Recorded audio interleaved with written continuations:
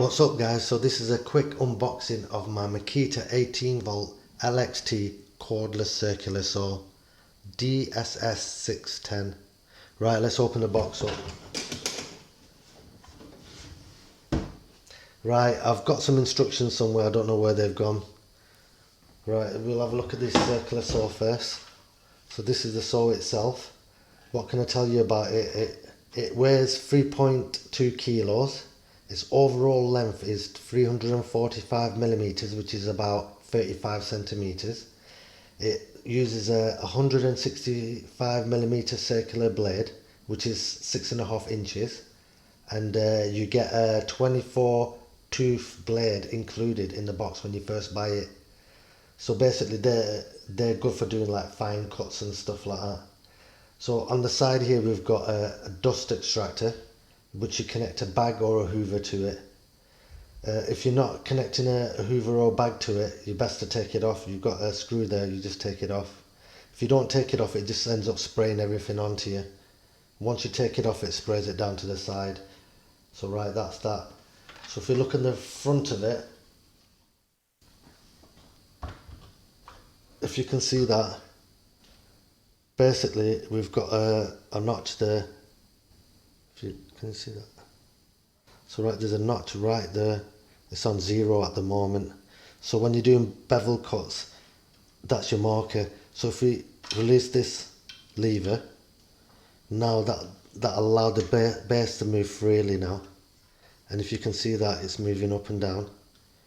And now it's on 22 degrees, 30 degrees, 45 degrees. So right, it actually goes further than 45 degrees, but what you have to do is basically push this notch up, and that will allow you to go up to 50 degrees and further actually. So basically they've just done that because a lot of people tend to cut up to 45 degrees and they don't really go up to 50 degrees, so that's just to make their life easy. So right, that's the bevel cuts. Right, we'll have a look at the other side now. So on the back here we've got another lever here, if you can see that, and if we move that up now, that'll release the base again, but this time it'll release it down. So now if you wanted, you could use it as a plunge saw, or else you can use it as a depth cutter. So if you're cutting out notches out of a piece of wood or something like that, you can cut them out.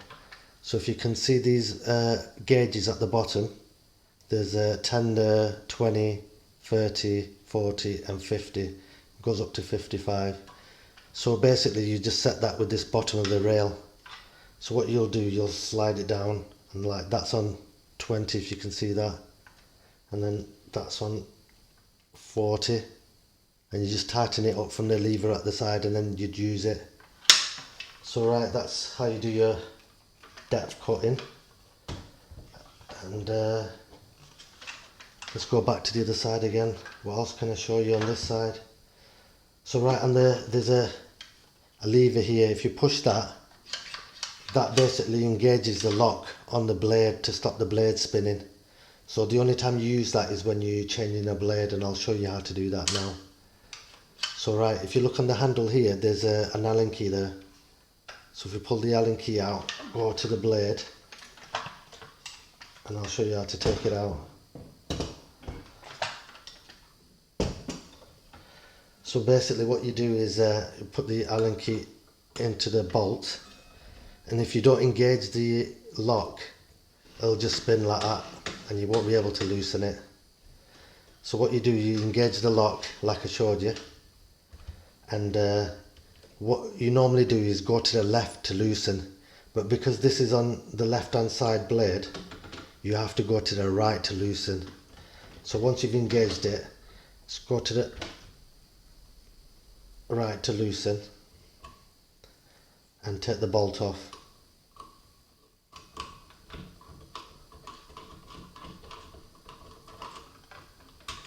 So right, that's the bolt out.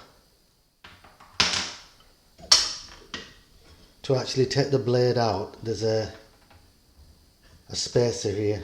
So you take the spacer out first, So that's what the spacer looks like. If you look behind it, there's a notch and groove, so it fits in a certain way in there, so make sure you put it back in the same way. So to take the blade out, all you do is you move the guard all the way back. Make sure there's no battery in the circular saw, just in case it turns on or anything. And just grip the blade and slide it out. So that's how you take the blade out. I'll show you how to put the blade back in now. But before I do that, I'll just show you something very quickly. And that is, if you see this, there's an arrow here and there's a directional arrow. And that's basically telling you that the saw spins round this way. So when you get the blade is actually directional as well. So if you can see that arrow, it basically spins that way.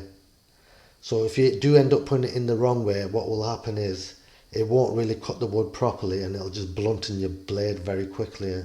And these blades are pretty expensive. So right, make sure you always put it in the right direction. Right, we'll fit the blade now. So same thing again. We'll pull the guard back. We'll get the blade, make sure it's in the right direction. We'll slide it in and slot it in. Then we'll get the spacer and make sure we slot that in right. And then we'll get the bolt and we'll turn to the left to tighten. As soon as it's hand tight, you'll have to engage the lock again because then it starts spinning. So you can let go of the guard now. Engage the lock at the back and finally tighten the blade up. Make sure you tighten the blade up, you don't want it to come loose. Right, once you've done that, just put the Allen key back in the back. So the Allen key goes back in the handle. So that's that. Right, what else can I show you?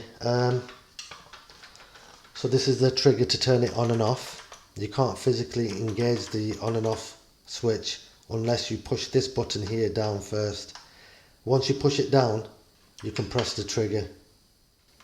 So basically that's there just as a safety precaution, just in case any kids pick it up or anything like that, or just even in case you pick it up by grabbing the handle and you press the trigger by accident.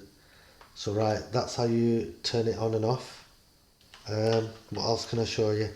Right, in the box itself you get a guardrail, so that's what the guardrail looks like, and it basically slots in through here, if you can see that, and it slides all the way through to the other side, and you've got a wing nut here and you just tighten it up from there. So right, basically that's there just to help you do your cuts as straight as possible. And you've got a ruler at the front as well. So it goes from 0 to 8. But I'll show you this now as well. There's a notch here and that's your blade cut here. That notch there. When I showed you the bevel cuts and you're at 45 degrees and you make a cut, it doesn't make a cut from this notch here, it actually makes a cut from this notch here, so you'll have to go off this to basically do your cuts. So right, that's that. What else can I show you? I'll just take this guardrail back off. You can physically put the guardrail on either side, but once you mark your wood where it is, you can make your cut very easily with them. They are pretty good. I'll see if I can do a demo with it. So right, that's that. And what else can I show you?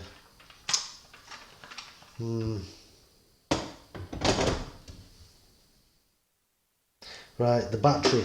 Basically the battery slides onto the back and it's just got a rail there and it just physically slides on like that. If you want to take it off, you just press this button and slide it back off. So that takes it off. So right, while we've got the battery in, I'll show you this as well. It has got an LED light as well. If you can see that. So when you're making a cut, you can see where the line is and you can follow it basically. Right, I've got a battery charger in here as well. So that's a battery charger. Takes 36 minutes to charge a battery, and that's about it, guys. So I prefer these cordless battery ones compared to the wire ones, and I'll tell you why. It's basically because when you're using the wired ones, you tend to be tripping over the wire 9 out of 10 times, and you're always worried about cutting into the wire as well. And if you're working anywhere high up on scaffoldings or anything like that, it's a lot harder to use them up there, if you know what I mean. So yeah, and another reason why I bought it with the batteries and charger instead of the body on its own is because basically you've got like cordless drills and impact drivers, and you need to use them constantly. So you're going to charge your batteries up, and you're going to use your charger as well at the same time. Then you end up, you know, becoming a queuing system where you have to charge one at a time, and you end up getting no jobs done. So that's why I've ended up getting another charger and 2 batteries with it, so at least I can charge 2 batteries at a time, and it just keeps you going. It's better than having one. It's better to have 2 chargers and as many batteries as you can, really. So right, that's that, and yeah, I'll do you a demo now.